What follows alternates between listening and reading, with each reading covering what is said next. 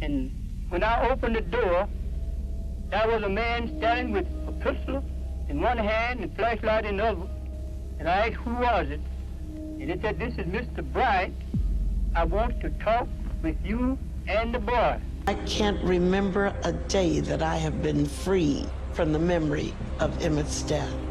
This is a shocking story of Emmett Till, a 14-year-old African-American boy whose whistle at a white woman led to a heinous act of racial violence that ignited the fight for civil rights. Historical context. To understand the tragic story of Emmett Till, it's important to explore the historical context in which it took place.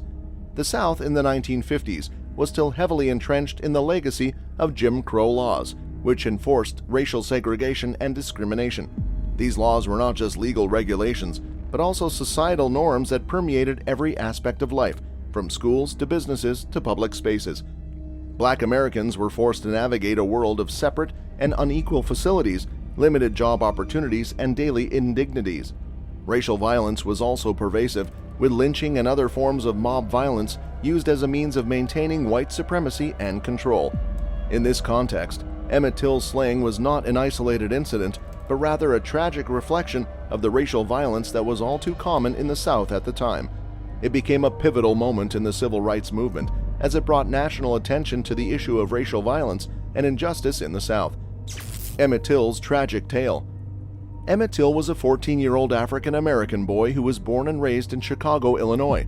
In August of 1955, during his summer vacation, Till traveled to Mississippi to visit relatives near Money, a small town in the Mississippi Delta region. While there, he visited a small grocery store owned by a white woman named Carolyn Bryant. What happened between Till and Bryant at the store is still a matter of dispute, but it is believed that Till either flirted with, physically misconducted, or whistled at Bryant. The unwritten code of behavior during the Jim Crow era South dictated that black men were not allowed to interact with white women in any sort of way that could be perceived as flirtatious or physical. It was a deeply ingrained cultural norm, and even the slightest perceived infraction could result in violent consequences. Several nights after the incident at the store, Bryant's husband Roy and his half-brother J.W. Millam, who were armed, went to Till's great-uncle's house and abducted Emmett. They took him away, beat him, mutilated him, and slayed him in the head before sinking his body in the Tallahatchie River. 3 days later, Till's body was discovered and retrieved from the river. Till's body was returned to Chicago, where his mother, Mamie Till, insisted on a public funeral service with an open casket. And when I opened the door, there was a man standing with a pistol in one hand and flashlight in the other. And I asked, who was it? And it said, this is Mr. Bryant. I want to talk with you and the boy. Sunday morning, about 2:30, I heard a voice at the door. It would be a problem because the Mississippians, what he thought was just fun or a joke, wasn't funny to them. Tens of thousands of people attended his funeral or viewed his open casket, and images of his mutilated body were published in black-oriented magazines and newspapers. This brought intense scrutiny to bear on the lack of civil rights for black Americans in Mississippi and across the U.S. The slayers, Roy Bryant and J.W. Millam, were arrested and tried for Till's slaying, but they were ultimately acquitted by an all-white jury. The trial received national attention, and many saw it as a miscarriage of justice. The acquittal of Till's slayers further exposed the racial violence and discrimination that was prevalent in the South during this time. Till's slaying and the acquittal of his slayers were significant events in the civil rights movement, sparking outrage and activism among African Americans and their allies. Till became a symbol of the struggle for civil rights and social justice, and his legacy continues to be remembered and honored today. Just because he whistled? Oh yes. It's like if you're a kid, you throw a rock and break a window.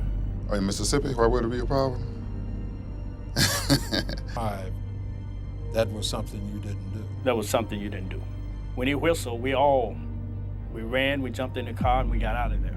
And you knew that in Mississippi, at that time, 1955. He was a center of attraction. He loved pranks, he loved fun, he loved jokes, you know, he just was there in the center of everything. He's kind of a natural-born leader. The legacy of Emmett Till. In 1955, despite overwhelming evidence against them, Roy Bryant and J.W. Millam, the two men accused of slaying Emmett Till, were found not guilty by an all-white jury. This decision sent shockwaves throughout the country and showed the deep-seated racism and injustice that existed in the Jim Crow era South. However, Bryant and Milam were not immune to public scrutiny. In a 1956 interview with Look magazine, the men admitted to brutally torturing and slaying Till, and even sold their story for $4,000. Despite this admission, they could not be retried due to double jeopardy laws. Till's demise is widely regarded as a catalyst for the next phase of the civil rights movement. It drew national attention to the horrific violence and discrimination that African Americans faced in the South and galvanized activists to fight for change.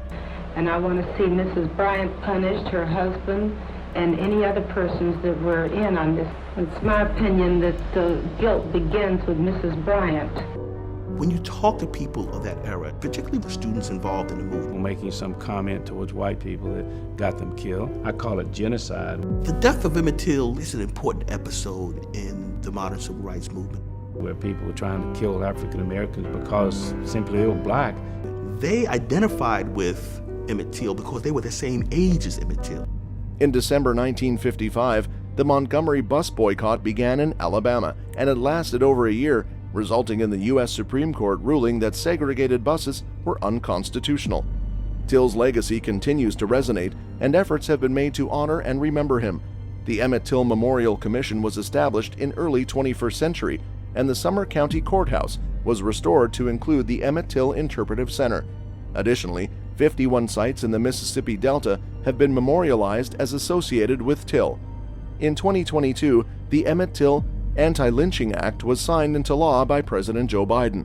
This American law makes lynching a federal hate crime, providing greater protection against racially motivated violence and further cementing Till's place as a symbol of the ongoing fight for civil rights and racial justice.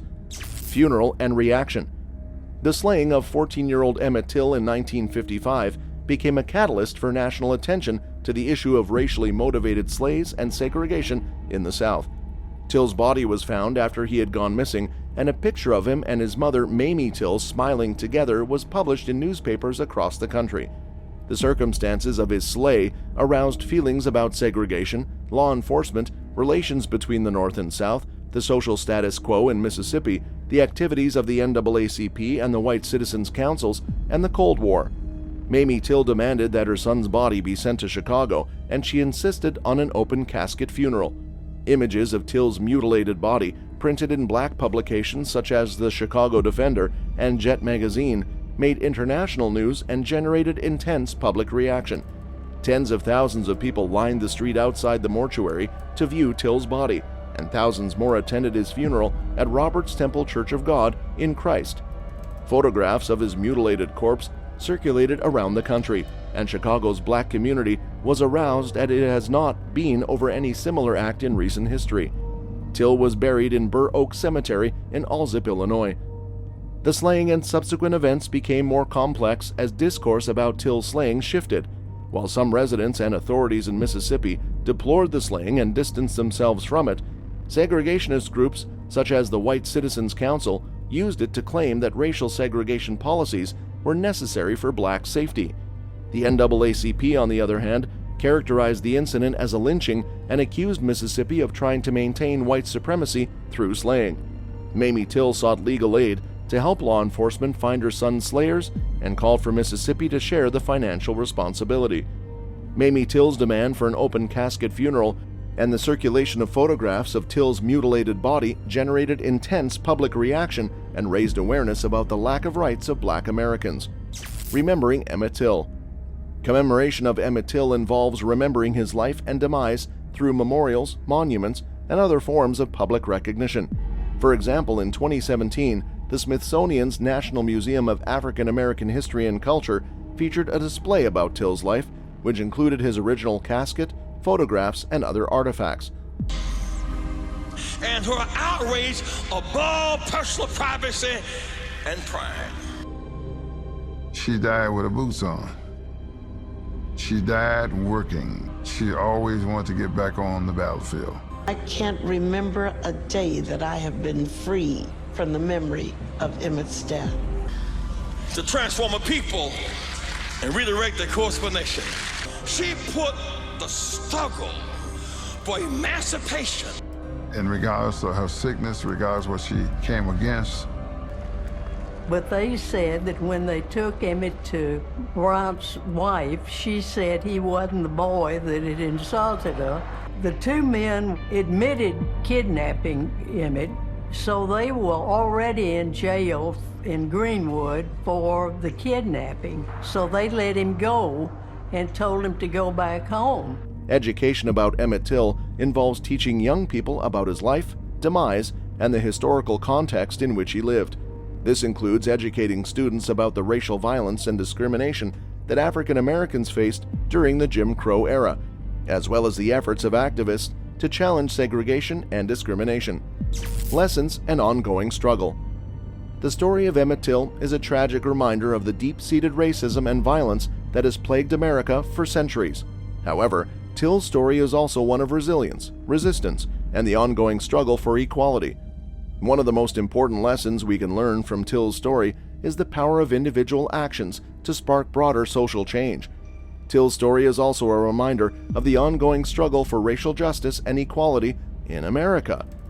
Despite progress in areas such as voting rights, employment, and education, racial disparities continue to exist in many aspects of American life. The Black Lives Matter movement and other social justice movements have brought renewed attention to issues such as police brutality, mass incarceration, and systemic racism. Another important lesson from Till's story is the need for continued education and awareness about America's history of racism and violence. Many Americans are unaware of the extent to which racism has shaped the nation's past and present. Education and awareness about this history are essential for building a more just and equitable society. Finally, Till's story underscores the importance of active resistance against racism and injustice. While progress has been made, racism and discrimination continue to be pervasive in American society.